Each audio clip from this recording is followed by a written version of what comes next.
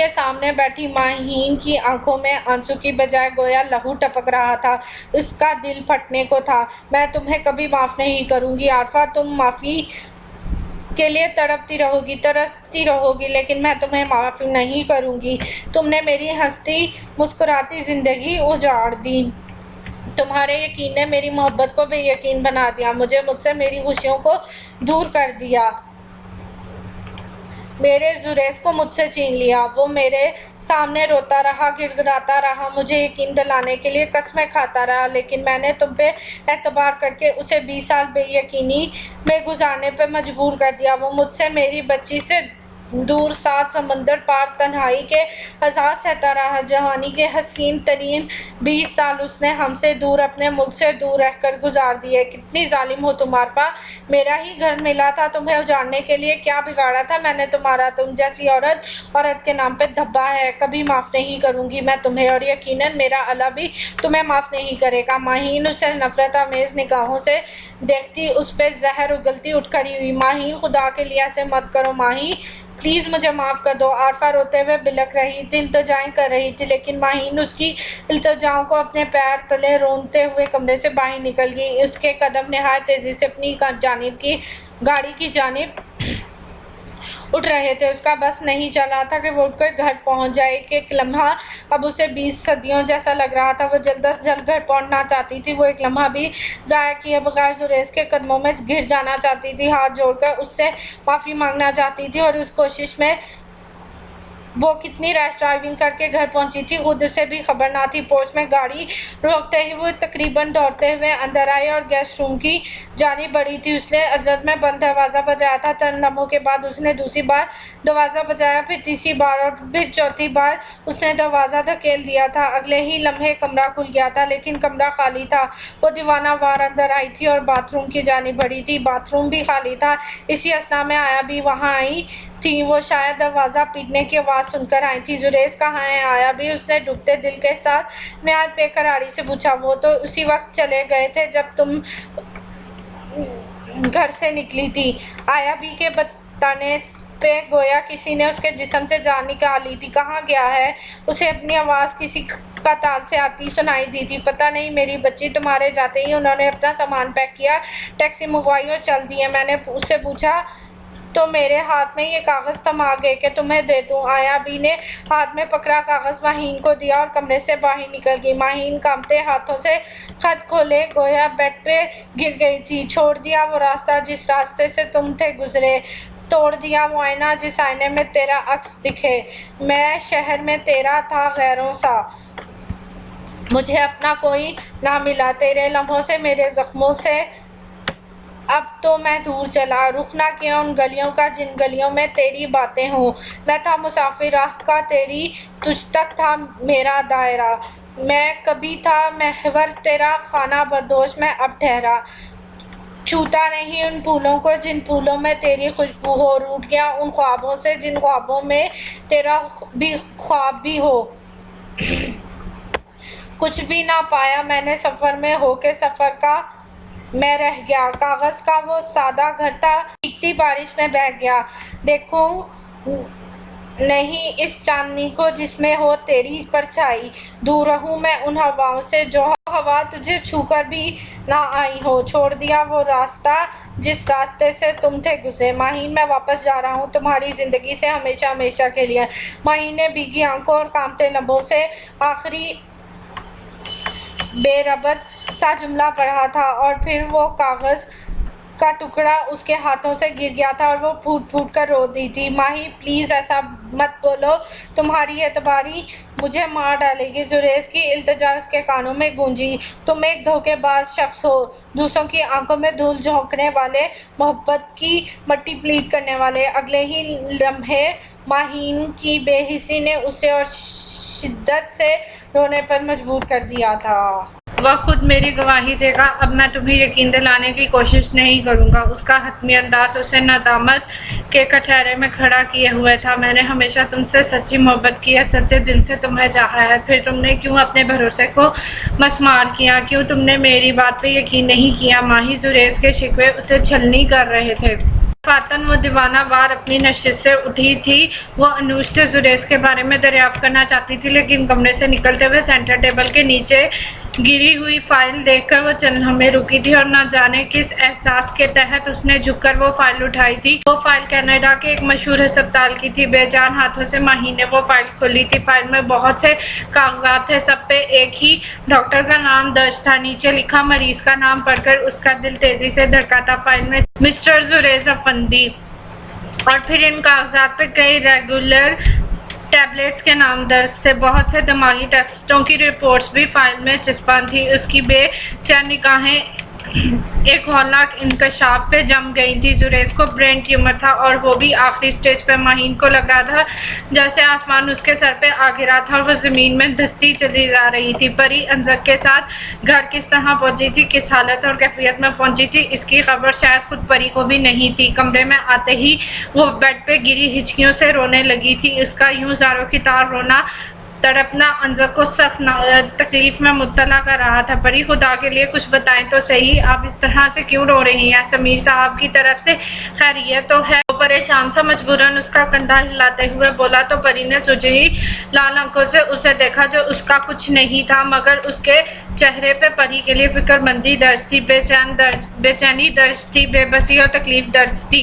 उस वक्त मेरे ऊपर क़यामत गुजर रही है। अंजक प्लीज़ मुझे कहीं से जहर ला दो, मैं अब जिंदा नहीं रहना चाहती। मेरे जिंदा रहने का जवाब खत्म हो गया है। बोलते बोलते वो दोनों हाथों से चेहरा छुपाए फूट फूट कर रोने लगी। परी प्लीज संभालिए खुद को और मुझे बताइए असल बात क्या है। वो उसे तासुब से देखता उसके करीब बैठ गया था। मोहब्बत के धोखे में मिलने वाले दुख बताए नहीं जाते। अंजक ये जिस्म से रग रग निचोड़ लेते हैं, इंसान की जात में दरारें डाल देते हैं, उन्हें मस्मार कर देते हैं। जज्बों में, सोचों में, यकीन में, सच में इंसान के दिल में, हता के उसके जिस्मो जान में दरारें डाल देते हैं। एक ही वार से जीते जागते इंसान को मार डालते हैं। मैं भी आज मर गई हूँ अंजक। मैंने जिसे हीरा समझकर अपना सब कुछ बना रखा था वो पत्थर से भी पत्थर निकला। समीर मुझसे मेरी माँ के गुनाहों का बदला ले रहा था। आज अगर मैं उसकी असलियत ना जान लेती तो शायद कभी उसका मकरूह चेहरा ना देख पाती, कभी उसकी असलियत ना जान पाती। वो रोते और टूटे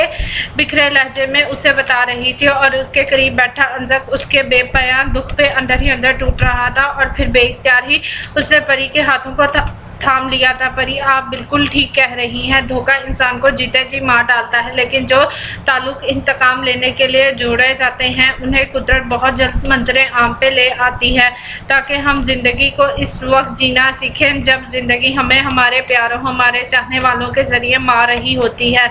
और जानती हैं इन रिश्तों के ख़त्म हो जाने से ज़िंदगी की नई शुरुआत होती है। हम पहले से ज़्यादा मजबूत हो जाते हैं, आने वाले दिनों को साफ़ो शफाफ आंखों से देखने लगते हैं। और फिर ऐसा हुआ था कि आने वाले दिनों में वो बिल्कुल खामोश हो गई थी। एक चुप थी जिसमें उसकी जात गुम होकर रह गई थी। वो घंटों तन्हा और खामोश बैठी रहती। समीर का इंतजार जो हमा वक्त उसकी हसीन आंखों में चरागा किए रखता था अब वो गुल हो गया था। उन आंखों की रोशनी बुझ गई थी, इंतजार के सब दिए बुझ गए थे। अब तो वो रूटीन के हिसाब से कपड़े तक ना बदलती थी, खाना पीना ना होने के बराबर रह गया था। आफाक मंजिल में सब उसकी हालत जार पे अजहद फिक्रमंद थे।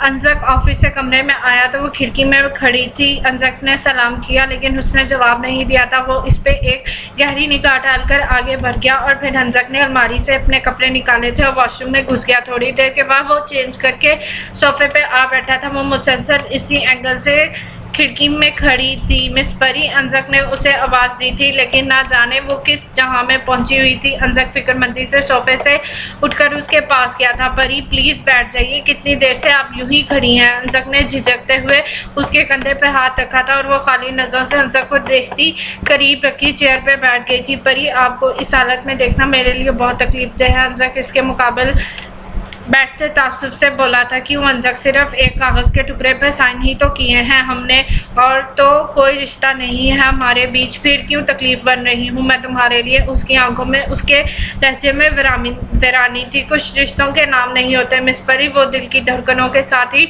धड़कने लगते हैं। प्लीज़ इस खामोशी से बाहर निकल आइए। समीर के धोखे को आप भी अपने पैरों तले रोन डालिए। कुछ लोग मोहब्बत के लिए बने ही नहीं होते। वो कुछ दिन, कुछ अरसे के लिए अच्छे तो लग सकते हैं, लेकिन उम्र भर के लिए ताल्लुक निभाने के काबिल नहीं होते।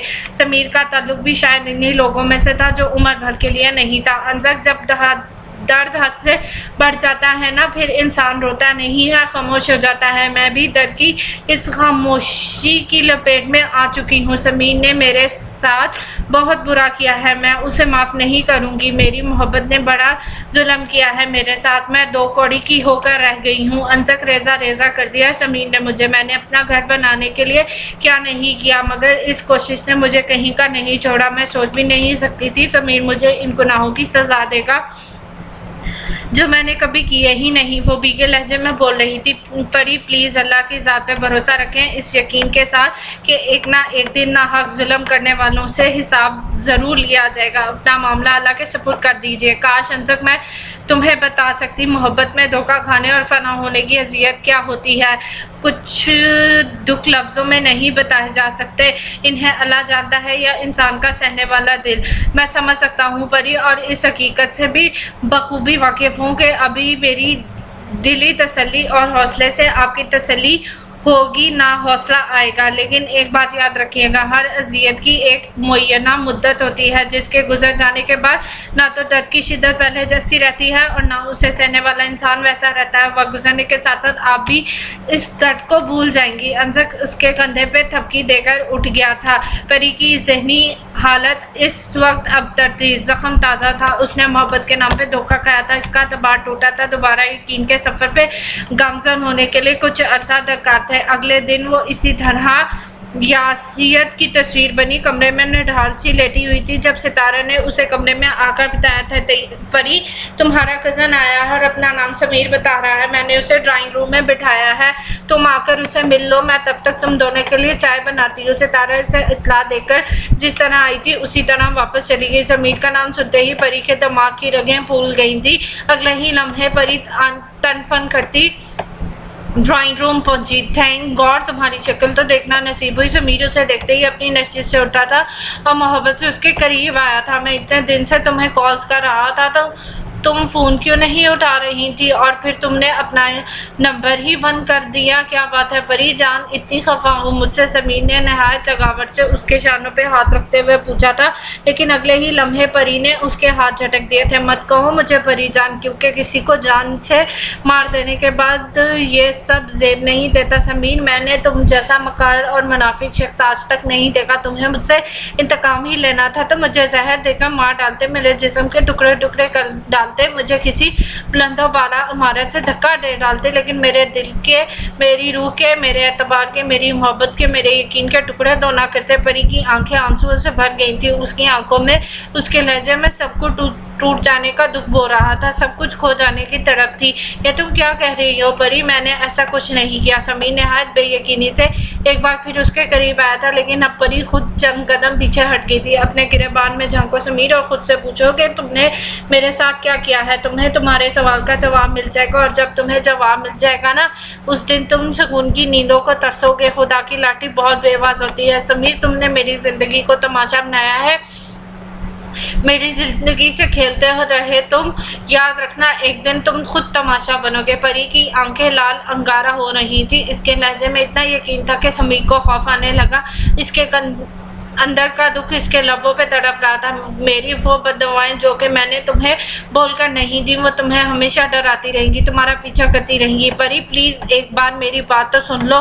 समीर को कुछ समझ नहीं आ रहा था कि वो क्या बोले क्या कहे, ना जाने उसे कैसे इल्म हो गया था। यह सूरत हाल समीर के लिए नहायत हैरानकुन थी। मुझे तुम्हारी कोई बात नहीं सुनना, चले जाओ यहाँ से, और कभी मुझे अपनी मकरूह शक्ल मत दिखाना। परी नफरत से फनकाते हुए बोली, तुम्हें मेरे खिलाफ किसी ने भड़का दिया है परी, तुम गलत समझिए। वो ढिठाई से बोला, खुदा के लिए समीर बकवास बंद कर दो, तुम अब मेरे कदमों में भी गिर जाओ तो भी मैं तुम्हारी किसी बात का यकीन नहीं करूंगी। दफ़ा हो जाओ और आइंदा ज़िंदगी पर मुझे अपने मनहूस शक्ल मत दिखाना, वरना मुझसे बुरा कोई नहीं होगा। परी ऊंची आवाज़ में तकरीबन चिल्लाई थी और ड्राइंग रूम में चाय की ट्रे लाती सितारा फूफो ने हैरत से परी को देखा और फिर समीर को देखा था। परी के चेहरे पे दुनिया जहाँ की नफरत थी और समीर वो हैरत ज़्यादा था, और फिर अगले ही लम्हे वो कमरे से बाहर निकल गया था। अरे परी क्या हुआ, मैं तो चाय लाई थी, रोको ना अपने कज़न को, अच्छा नहीं लगता, खाली वापस लौट जा। सितारा ने धीरे से परी के सपाट चेहरे को देखा। सितारा पुप्पो, कुछ लोगों को जाने से नहीं रोकते, उन्हें रोक ले तो जिंदगी रुक जाती है। जिंदगी को जिंदा रखने के लिए कुछ लोगों पे जिंदगी के दरवाजे हमें खुद बंद करना पड़ते हैं। जिंदगी भर खुद फरेबी और खुशगुमानियों में रहने वाले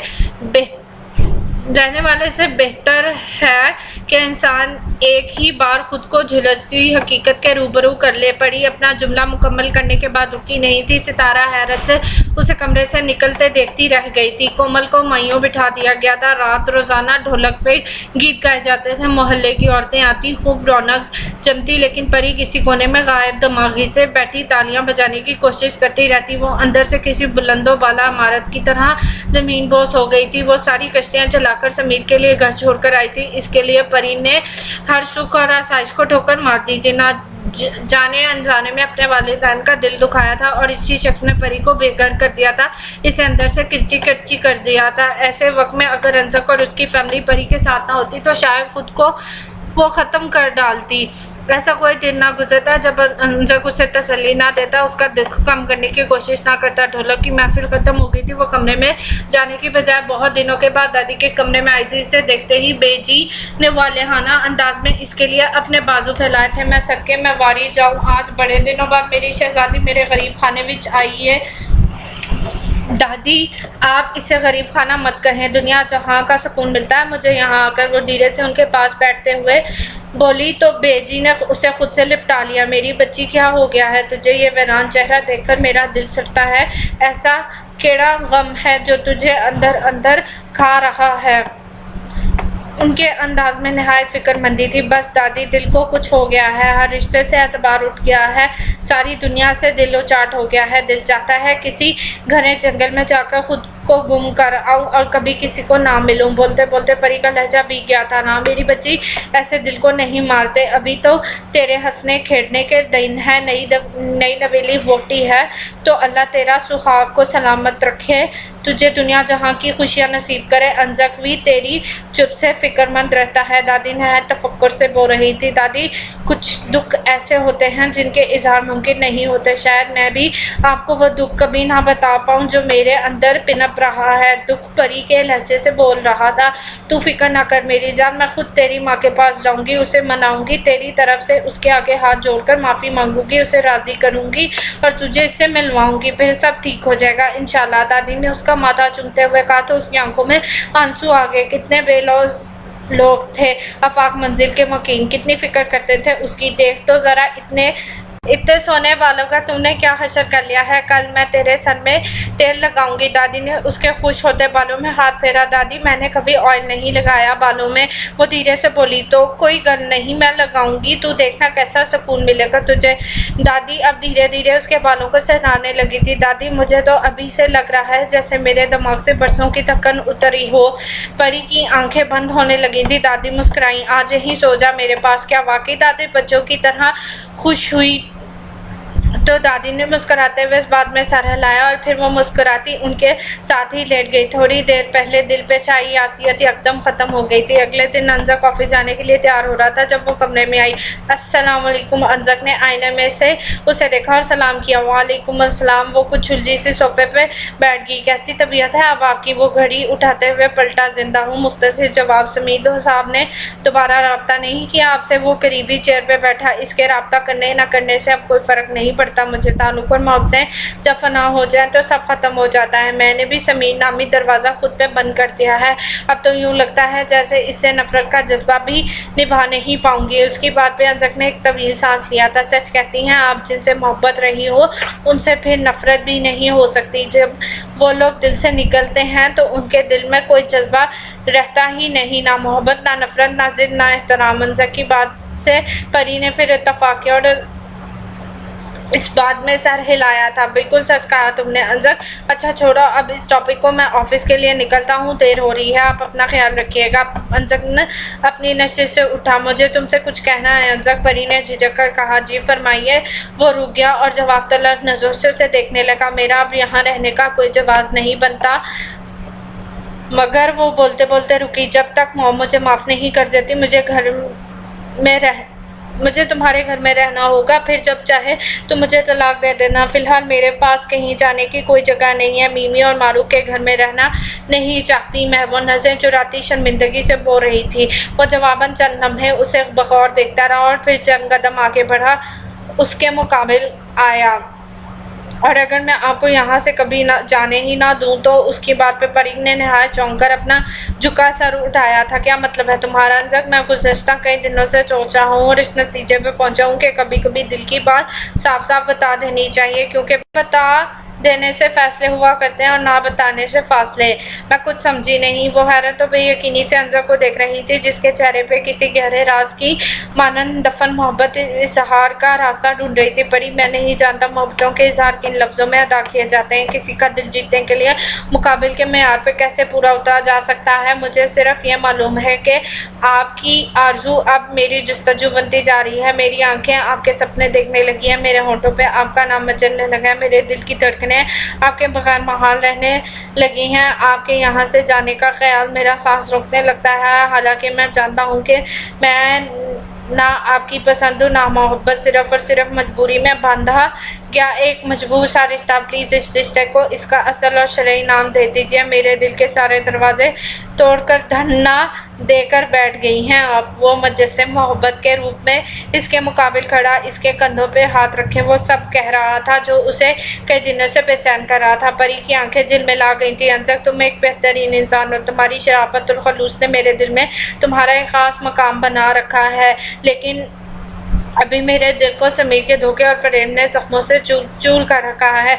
अभी ज़िंदगी की समझ नहीं आ रही। समीर ने मुझे बहुत ऊपर ले जाकर ज़मीन पे दे मारा है। उदासी दिल की दीवारों से लिपटी हुई है। वक्त का अंधेरा मुझे अपनी लपेट में लिए खड़ा है। नए दिनों, नई उम्मीदों और नई खुशियों की खिड़कियां और रोशनदान खुलने में वक्त लगेगा। वो दुख भरी खुद कलामी के अंदाज में झिलमिलाई आंखों से अंजक को देखते हुए बोली, आपको जितना वक्त लेना है आप ले लीजिए, लेकिन इतना ज़रूर कहूँगा कि फ़ैसला आपको मेरे ही हक़ में करना होगा। उसके जुमले में ऐसा कुछ ख़ास था कि परी उसे बगौर देखने पर मजबूर हो गई। यह धमकी है या इल्तिजा? परी के मासूमाना सवाल ने अंजक को मुस्कुराने पर मजबूर कर दिया। आप इसे मोहब्बत भरी धमकी समझें या किसी दीवाने की इल्तिजा जो ना मानी गई, तो जानती हैं क्या नतीजा निकलेगा इसका? अब के होंठों पे मानी है इस मुस्कुराहट सजाए अंजक ने बाजू अपने सीने पे लपेटते हुए कहा तो वो खसिया सी गई। कैसे नताइज? आपको हमेशा हमेशा के लिए किडनैप कर लूँगा। आंच देते लहजे में फैसला सुनाया गया तो परी ने रुख मोड़ लिया और खुली खिड़की के पास आ खड़ी हुई। ये सब बहुत बात की बातें हैं। फिलहाल तुम्हें ऑफिस से देर हो रही है, तुम्हें अब जाना चाहिए। वो उसकी मोहब्बत के आगे हार रही थी, लाजवाब हो रही थी। तो इसके सामने मजीद खड़ा रहने की उसमें ताब ना थी। या खुदा, यकीन कीजिए अब जाने को भी दिल नहीं चाह रहा। अंजक की आवाज़ में मोहब्बतों के साथों रंग थे। तुम्हें ये जॉब बहुत मुश्किलों से मिली है, इस बात का एहसास होना चाहिए तुम्हें। वो मौजू बदलते हुए बोली, ज़िंदगी में सब कुछ ही मुश्किल से मिला है मुझे। अल्लाह करे आप आसानी से मिल जाएं। हनूज मोहब्बतों से लबरेज लहजा। इसी असना में परी का मोबाइल बजा था, जिसे उसने गनीमत जानकर कहा था, एक्सक्यूज़ मी, मिमी की कॉल है। वो मोबाइल हाथ में लिए कमरे से बाहर निकल गई थी। ज़ारा स्कूल से घर नहीं आई थी। पहले वो घर करीब होने के बायस खुद ही घर आ जा करती थी। सितारा ने स्कूल से लेकर घर तक कोई दुकान और कोई घर ना छोड़ा था जहां उसने ज़ारा को तलाश ना किया हो। सितारा की तो गोया जान निकल गई थी। तरह तरह के वहम और वसवसे उसका खून निचोड़ रहे थे। उसकी हालत नीम पागलों जैसी हो रही थी। अंजक को इत्तला मिली तो वो भी सब कुछ छोड़ छाड़ कर नहायत परेशानी में दफ्तर से घर आ गया था। अंजक को देखते ही तारा तारों के तार रोने लगी थी। अंजक, मेरी ज़ारा, मेरी ज़िंदगी, मेरी धड़कन, मेरी बच्ची कहीं खो गई है। अंजक, उसे कहीं से ले आओ खुदा के लिए। अंजक, मेरी ज़ारा को ले आओ वरना मैं मर जाऊंगी। वो दीवानों की तरह रो रही थी। पुप्पो प्लीज़ हौसला रखें, ज़ारा इंशाल्लाह जल्द ही मिल जाएगी। सितारा को तसल्ली देते हुए अंजक की अपनी आंखें भीग गई थी। तुम सच कह रहे हो ना अंजक, मेरी ज़ारा मिल जाएगी ना? वो तड़प कर पूछने लगी। हाँ पुप्पो, ज़ारा मिल जाएगी, प्लीज़ हौसला रखें। अंजक ने पुलिस में रिपोर्ट लिखवाई है, इंशाल्लाह ज़ारा मिल जाएगी। हम सब इसके लिए दुआएं मांग रहे हैं। अब के परी ने अंजक की बजाय सितारा पुप्पो को शानों से थाम कर तसल्ली दी। सितारा की पागलों जैसी हालत देखकर वहाँ मौजूद हर फर्द की आंख शुक्रवार थी, सुबह से शाम हो गई थी, न जाने मेरी ज़ारा किस हाल में होगी। अंजक, अगर मेरी ज़ारा ना मिली तो मैं भी जिंदा नहीं रह पाऊंगी, अनूज रोते हुए सितारा ने कहा तो बेजी ने आगे बढ़कर उसे सीने से लगा लिया। नहीं सितारा, मेरी धी ना बन जल्दी, अपने रब सोने पे यकीन रख, हम सबकी दुआएं ज़ारा के साथ हैं, वो छेती मिल जाएगी। बेजी ने रोते हुए उसकी ढारस बंधाई। बेजी ठीक कह रही हैं, सितारा मायूस नहीं होते, अल्लाह की रहमतों से मायूसी कुफर है। साबरा बेगम ने भी सितारा को तसल्ली दी। अंजक भैया, सिकंदर अंकल भी तो ज़ारा से मिलना चाहते थे। सितारा भुप्पो अपनी ज़ारा को उनसे मिलने नहीं दे रही थी, कहीं ये सब सिकंदर अंकल ने तो नहीं किया। करीबी फिक्रमंदी से बैठी कोमल ने अपनी राय दी। हाँ, मुझे पूरा यकीन है ये सब सिकंदर ने ही किया है, वही मेरी ज़ारा को कहीं ले गया होगा। सितारा दीवानावार बोली थी। अरे हाँ, इस तरह तो मेरा ध्यान ही नहीं गया, ऐसी घटिया हरकत सिर्फ वही कर सकता है। अंजक ने ताइदी अंदाज में कहा। सिकंदर रोज मेरी मिन्नतें करता था, वो ज़ारा को देखना चाहता था, उससे मिलना चाहता था, वो ही मेरी ज़ारा को कहीं ले गया होगा। अंजक, तुम पुलिस वालों को सिकंदर के बारे में बताओ, ये सब उसी का किया धरा है। पुप्पो प्लीज आप हौसला रखें, मैं अभी इंस्पेक्टर असलम से बात करता हूँ। अंजक मोबाइल हाथ में लिए दूसरे कमरे की जानिब बढ़ गया था। इसी असना में दरवाजे पर दस्तक हुई और कमल ने जाकर दरवाजा खोला तो चहकती मुस्कुराती ज़ारा पुरजोश अंदाज में अंदर दाखिल हुई। इसके हाथों में मुख्तलिफ खिलौने, चॉकलेट्स और दीगर खाने पीने की अशिया थी। इसके पीछे सिकंदर भी दरवाजे में अंदर दाखिल हुआ। ज़ारा नहायत खुशी से सितारा को आवाज़ें दे रही थी। अम्मी अम्मी कहाँ हैं आप? देखिए तो मैं आपसे मिलवाने किसे लाई हूँ, देखिए मुझे मेरे फ्रेंड अंकल ने कितनी ढेर सारी चीज़ें दिलाई हैं। मेरी ज़ारा सितारा उसे देखते ही दीवानावार उससे लिपट गई थी। मेरी बच्ची, मेरी जान, मेरी ज़िंदगी, कहाँ थी तुम?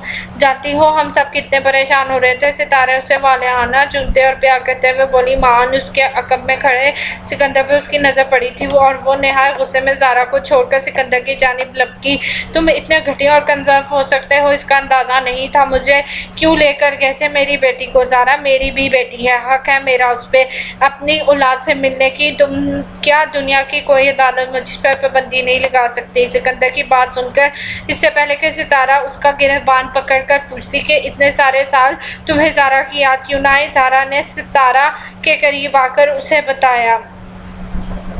अम्मी, आज का दिन मेरे लिए बहुत ख़ास था। अंकल मुझे पार्क लेकर गए थे, मैंने बहुत से झूले लिए, फिर हमने पिज़्ज़ा खाया और आइसक्रीम भी खाई। यही तो है मेरे नए फ्रेंड जो रोज़ रोज़ मुझे कैंडीज़ देते हैं। काश मेरे बाबा भी बिल्कुल अंकल जैसे ही होते, जो अंकल की तरह मुझे ढेरों प्यार करते। ज़ारा ने नहायत मासूमियत और जोश से बाजू फैलाकर कहा तो सिकंदर की आंखें भर आईं। अगले ही लम्हे उसने ज़ारा को गले से लगा लिया और फूट फूट कर रोने लगा। सितारा हैरत से बाप बेटी को देखने लगी। ज़ारा, ये अंकल ही तुम्हारे बाबा हैं? साबरा बेगम ने धीरे से ज़ारा को बताया।